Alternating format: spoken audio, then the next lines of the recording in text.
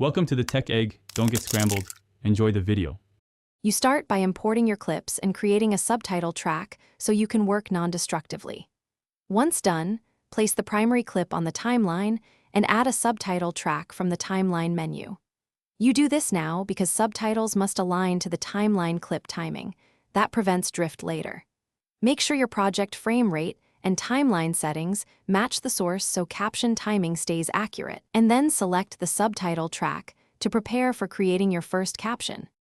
You create a caption by positioning the playhead where the line begins and choosing Add Subtitle. Type the text in the inspector. Once added, split or trim subtitle clips so each line matches natural speech pauses. This improves readability. You can adjust font, size, position, and background for contrast, and use 1/2 or 1 second pauses to pace lines correctly. Because different shots need different lengths, check audio waveform for consonant-heavy endings. To align subtitle out, you finish by choosing Deliver and selecting Subtitle Export.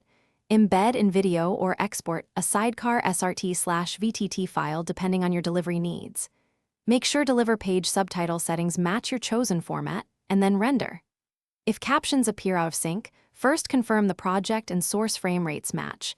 Mismatched frame rates commonly cause drift.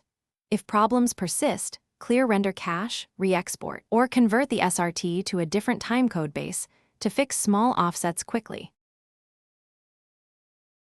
Thanks for watching. Consider subscribing if I helped unscramble your problems.